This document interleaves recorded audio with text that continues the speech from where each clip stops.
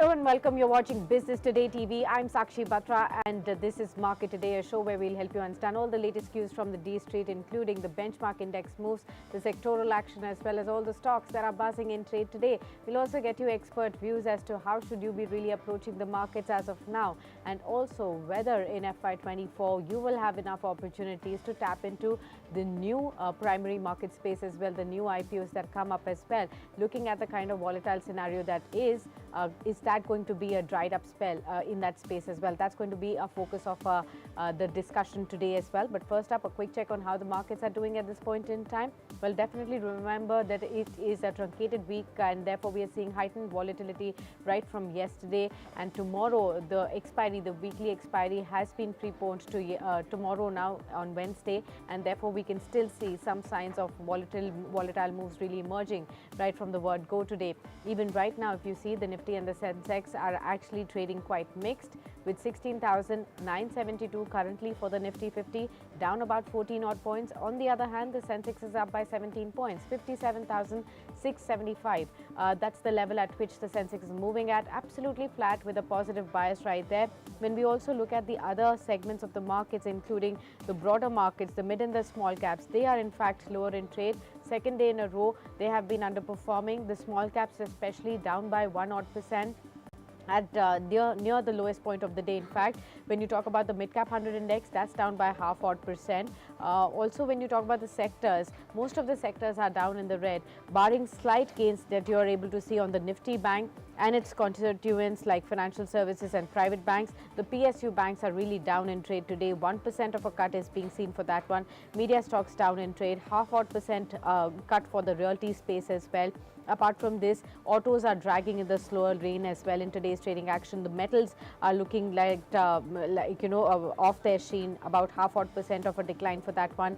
IT, FMCG, even pharma, that was looking higher yesterday, is seeing some profits being taken off the table. The market breadth as a whole is also favoring the declines, with 32 stocks deep in the red, with 18 stocks up in the green as far as the Nifty 50 stocks are concerned. The big laggards include the Adani group of stocks. Remember, after a month's time, we did see all the Adani group stocks slipping in yesterday's trading action, and today there are being seen some more cuts on these stocks. Adani Enterprises, for example, down by over 6 odd percent. Adani Ports 5 odd percent down. Tech Mahindra, Hero MotoCorp, BPCL, these are the other major laggards as far as the Nifty is concerned. On the upside, however, you do have mixed reaction. UPL, for example, is up in trade 2% odd. IndusInd Bank from the banking majors 1.5% up in trade. Coal India, Dr. Reddy's and Hindalco, the other major movers at this point in time. Time now to welcome our guest on the show. Mr. Abhishek Basumallick joins in. He's a founder at Intelsense Capital. Welcome, Mr. Basumallick, and thank you so much for taking the time out. Well, we've been seeing heightened volatility, right, because this is the last trading week of FY23 and a truncated one at that. We are seeing some positions being rolled back right here. Your thoughts on how should the market investors really view this kind of volatile move as we end the year? See, first of all, thanks for having me on your show. And I think, this has been going on practically for the last 1.5 years, right? I mean, I was just checking the last time market was at a sort of new high was in October 21. So Wow. exactly 1.5 years where the market has gone sideways and slowly down. So this kind of volatility is what I think people have come to expect and come to sort of get used to. Uh, every few days we see a slight up move, then we see a few more days of correction. So nothing, different as such. All the indices, if you look over the last 1.5 years, are more or less flat. I mean, maybe the small cap index has lost a bit, but Nifty as well as the mid cap index are pretty much flat for over the last 1.5 years. At the end of the financial year, I think there is always this tendency for uh, booking losses for tax purposes, and that is something that is happening this year as well. And again, nothing much to sort of read into it. Okay, understood that. We're also seeing that not just the main markets which have been sideways, even the primary markets have been quite lackluster. I mean, when we look at the kind of data that there is, in fact, the primary market space seems to have dried up, and we've many names in the fray which have actually deferred their IPO plans, looking at the current volatility and the uncertain conditions that the markets are faced with. After Fab India, names like Joy Lucas, they shelved their IPO plans recently due to the unfavorable market conditions. Also, reports suggested how hospitality major Oyo is now slashing the IPO size by 2/3 amid the market volatility. Earlier, we also heard that cab aggregator Ola had deferred the plans to launch the IPO as well. There were news reports suggesting Mamaearth withdrawing IPO plans, although the company has now come out and said that they are still working with the regulators and the IPO plans are very much in play. But we do see, these kind of negative reports coming about. I wanted to take your sense as well. In the last 2 years, 2021, 2022 also to a large extent, we did see most of the, and 2020 of course as well, when we did see in the last half when a lot of IPOs had hit the street.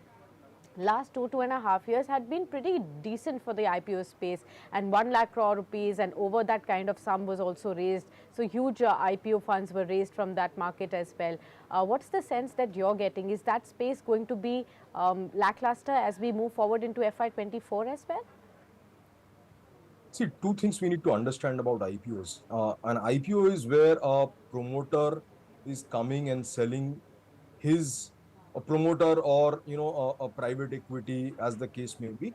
They are coming and selling their shares to the public. Now, what happens is most of the time, a person who wants to sell would want to sell when the circumstances are right, when he can get good value for the money that he thinks he's putting on the table. So you will always find that IPOs start and IPOs flourish only when the secondary market is in a bull phase. Now, when secondary market is very lackluster, like it has been over the last 1.5 years, or when uh, uh, the secondary market is in a bear market, you will practically see no IPOs coming. And Okay. if number of IPOs is actually a trailing indicator of whether you are in a bull market or a bear market or a sideways market, right? So right now we are in a sideways bearish kind of market, and that is why you're seeing that all these IPOs have dried up. The moment the market starts going up, you will find all of these people back in the fray, and then in a very short compressed period of time you will find that a lot of IPOs happening. Okay. And what do you anticipate about the kind of reduction in the size? I mean, are these IPOs, especially the startup IPOs I'm talking about, most of these IPOs which had listed with a lot of fanfare in say 2021, after a year or so, they've actually seen a lot of their valuations being taken off in the kind of reduction in the kind of levels that we've seen in the prices also. The stocks have actually been hammered quite a lot. Looking at the kind of scenario, do you see further the new startup IPOs that will be listing will a lot more be cautious about the kind of valuations they will come out with? And do you see more reasonable valuations now coming in?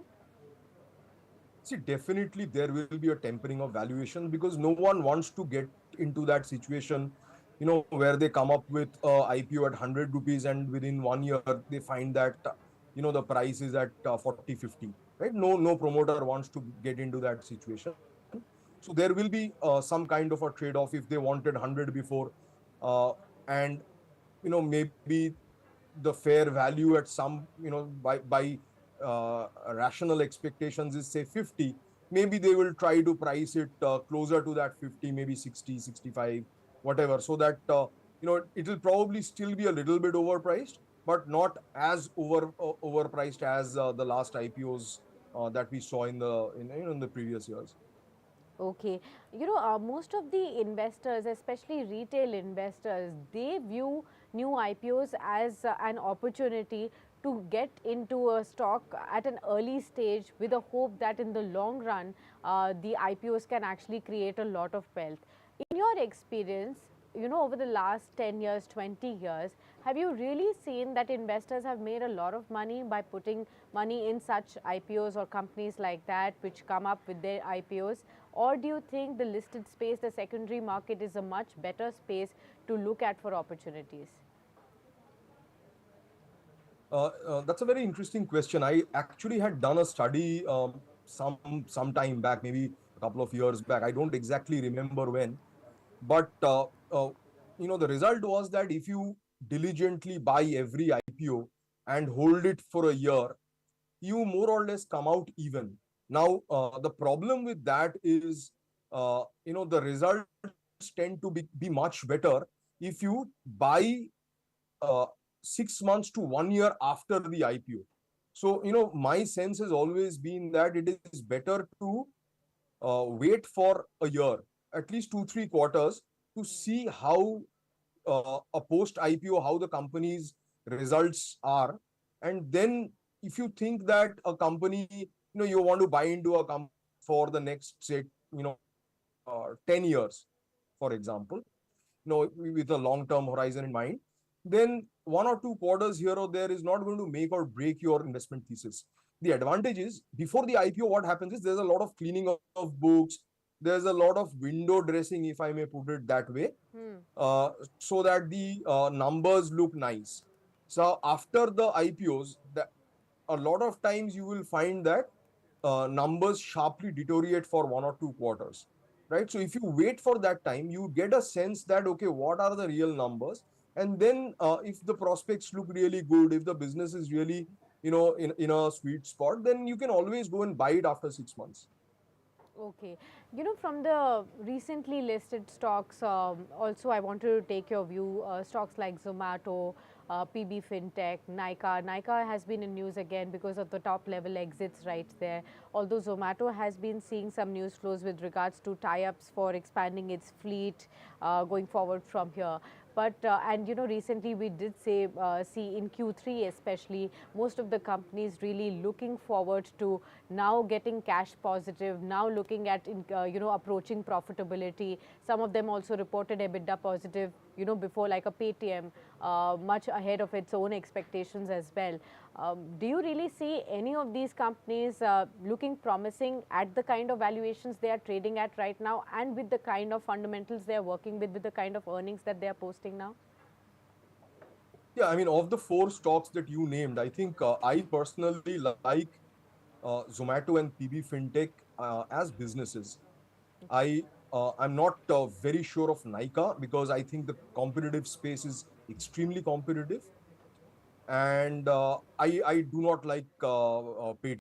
I think they are again very in a very competitive situation, and they are like number three or below in each of the segments that they operate in. I mean, they are not able to get into the, at least in the top three market leadership positions in any of the segments that they operate in. So I personally feel that they're going to struggle no matter what they do, unless they can find something where they can really shine. But coming back to Zomato and PB Fintech, if you look at their businesses, you will see that they have, at least they have done something where competition is not that big. They are able to reach out to their client base. The only question is valuations, right, at which you want to buy in. Uh, for both Zomato and PB Fintech, I think they are at positions where investors with long time horizons can take a look and take a judgment call. Okay, that's about the IPOs that we've already discussed. And of course, we will keep an eye out on the upcoming IPOs and we will chart that trajectory. But for now, it looks like the space is going to be lackluster for some more time, till the time we do see the markets really taking one side direction and more stable kind of moves in the markets as well. Let's now move on to understanding more about the secondary market space as well. But the point that you also made, that in the last 1.5 years, in fact 18 months or so, when the markets have really been in a sideways kind of a market, when was the last time you saw the markets really consolidating in this kind of a narrow range and for such a long time, 18 months? See, I mean, I think 18 months, we'll have to check back, but I don't think that we've had extended period of consolidation pretty much in a long time. I think 2015 to 16, there was a fair bit of consolidation which happened. And before that, I think, if I remember correctly, uh, somewhere around end of 2010 to about 2013, 2013 middle. So that was again another phase of about 2 years where the market was actually very flat and in a zone that it was traveling. And it's actually good in a sense that once these consolidation happens. So for example, if I remember correctly, after 2013, right, the markets actually moved from that 6,000 odd nifty levels to 9,000, and that was a very sharp up move in a 1 year, 1.5 year time frame. Then again it consolidated for over a year, up till I think 2016, 17, and then again it sort of kept moving up till pre-COVID, and then we had the COVID fall, sharp up move, and now we're sort of in a phase where we are digesting the up move Sure. that happened due to COVID. Okay, just one last question to you, Mr. Basumallick, and we're running out of time, so we'll just quickly wrap it up at that. For investors who are looking for opportunities in this kind of a volatile scenario as well, should one really stick with names like a Reliance Industries, some of those traditional names that have been in long-term portfolios for investors for a long time, 10, 15 years, have been like, stable names and, provided some support to the markets? Is this that kind of a market where you just hold on to those long-term winners and not go in for some of the experimentation? You're right. I mean, now is the time actually to have consolidate your portfolio, look for stocks which are stable, where downsides are limited, with also one eye on the next 2 to 3 years. Because like I just said, right, I mean, once this consolidation is over, uh, history tells us that we get into a sharp up move. Now you need to position your portfolio to benefit from that sharp up move, right? So if you are only in defensives, then you will also not be, I mean, your portfolio may fare well now, but when the up move comes, you will also not perform or participate in that up move to the extent that you would probably have if you have a more diversified approach. Okay, well, thank you so much, Mr. Basumallick, for being with us on the show and discussing with us so many insights about the markets going forward and the strategy that investors must adopt in this kind of a volatile scenario. The markets are now marginally in the red, if I may say so. 16,961 currently for the Nifty, 25 points down.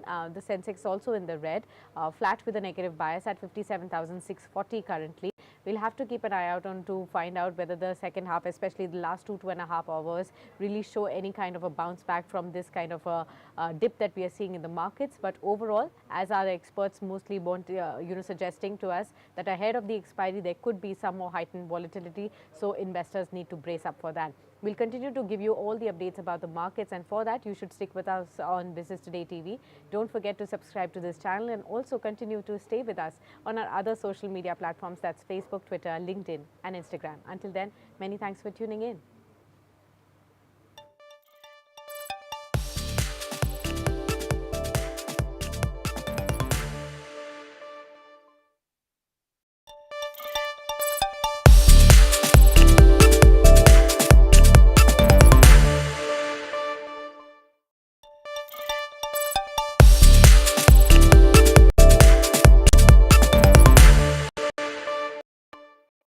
Good news for people looking for a job in the U.S. The United States Citizenship and Immigration Services has announced that tourists visiting the U.S. on a B1 or B2 visa